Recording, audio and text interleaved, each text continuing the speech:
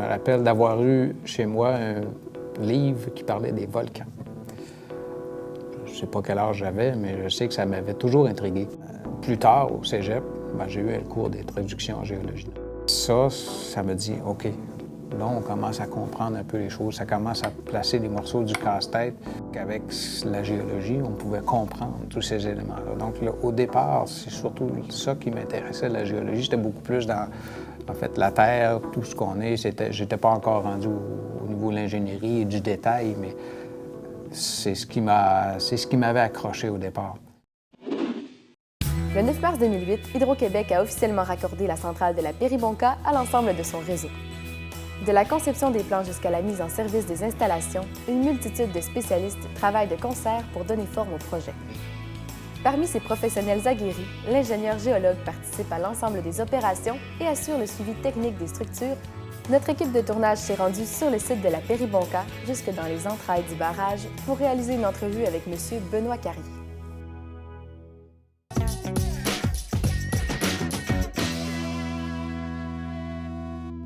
En fait, je pourrais séparer ça en deux. Il y a la journée de travail au bureau, puis il y a la journée de travail au terrain. Au bureau, ce que je fais, c'est surtout de l'analyse. C'est prendre l'information que l'on récolte et qui provient des instruments des barrages, qui provient de la surveillance des barrages. On fait une analyse. Voilà, les barrages sont sécuritaires ou non, il y aurait telle ou telle chose à faire. Ça peut être de participer aussi à des comités provinciaux pour diverses problématiques. L'autre aspect, il y a l'aspect terrain. Pour pouvoir faire nos analyses, il faut aussi avoir une idée de à quoi ressemblent ces ouvrages-là, de quoi on parle, et s'assurer que les informations que l'on a, on peut se dire, OK, ça va, c'est correct. Donc, on se rend sur le terrain et on va faire ce qu'on appelle des inspections statutaires pour statuer sur le comportement d'un ouvrage. On est au plancher des alternateurs, donc c'est à partir d'ici que se fait toutes les manœuvres d'entretien des groupes. C'est l'aspect mécanique et électrique. C'est pour ça qu'on voit les ponts roulants au-dessus de nos têtes. Il y en a deux, des poutres jaunes. Du côté de l'ingénieur géologue, ce que moi je fais quand je viens ici, c'est plus, évidemment, relié au roc. Ici, c'est le côté amont, donc c'est le côté du réservoir. Donc, c'est ce massif rocheux-là est pressurisé par l'eau. On a des conduites forcées qui amènent l'eau aux turbines qui passent dans ce massif de roc-là. Okay?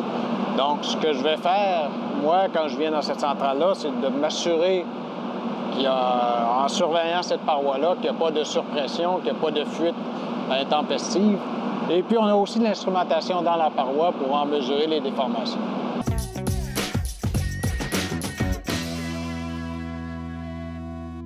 Ma spécialité, c'est le domaine de l'instrumentation des barrages. Okay? Les instruments sont enfouis dans les barrages. Donc, une fois le barrage construit, c'est sûr qu'on ne voit plus rien de ça.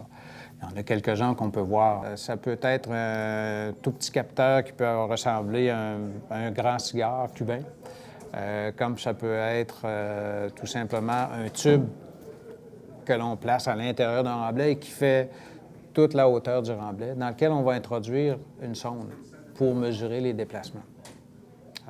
Ou ça peut être un monolithe en béton qu'on va mettre en surface, en crête, pour mesurer les déplacements en surface de l'ouvrage. Ici, juste au-dessus de nos têtes, on a deux extensiomètres placés en duo pour mesurer les déformations du roc, mesurer les déplacements de la voûte par rapport au roc profond. Puis on vient tout simplement mesurer par rapport à une référence s'il y a un déplacement. Donc on peut voir si la voûte s'affaisse, s'il y a des mouvements. Les instruments qui sont placés dans le corps du barrage ici vont arriver dans ces petits abris-là qu'on voit et on va pouvoir soit les lire avec les systèmes d'acquisition ou carrément les prendre en lecture manuelle. Nous, ici, on a la possibilité, à partir de Chicoutimi, de pouvoir interroger ces systèmes-là et dire, bon, bien, tel capteur, OK, je vais aller voir cette information-là. On a cette possibilité-là, mais c'est pas partout comme ça. L'autre aspect, chez nous, chez Hydro-Québec, c'est l'aspect construction de barrage, là où on vient asseoir le barrage sur une fondation. Cette fondation-là, elle doit être capable de supporter le poids de l'ouvrage et elle doit être en mesure de retenir l'eau. Donc, il faut la traiter et la préparer en conséquence. Ce que l'on voit là est fondé sur des alluvions qui sont pratiquement aussi profonds que ce qu'on voit au-dessus du sol. Il a fallu traiter ces alluvions-là pour s'assurer qu'ils soient étanches, résister au poids du barrage et qu'ils soient stables. D'autres aspects du génie géologique, comme s'assurer qu'une paroi rocheuse soit bien excavée ou tout ça, bien là, ce qu'on voit, c'est le résultat de l'excavation rocheuse avec ses protections, sa consolidation. Oui, ça, on peut voir les choses. Au moment où on fait l'excavation, ça se fait palier par palier. Ça fait que les gens arrivent avec des foreuses, forent les trous pour pouvoir installer les épingles, les boulons de consolidation. Et puis, bon, d'abord les boulons de consolidation pour se restabiliser. Ensuite, pour protéger les gens, on place les épingles et le treillis de protection. Ce que vous voyez avec la peinture verte, là, ça, c'est vraiment ça, c'est l'élément qui va aller comprimer le roc et le consolider. Les épingles, les petites plaques carrées oxydées, là, ça, c'est ce qui retient le treillis. Après ça, seulement, on peut avancer, refaire une autre volée, faire l'excavation.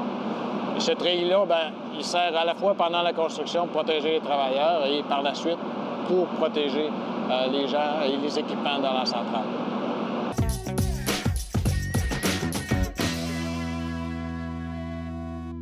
Ça va le devenir. Parce que même si moi, je ne suis pas très vieux, il n'y a pas beaucoup de jeunes en ce moment dans la profession.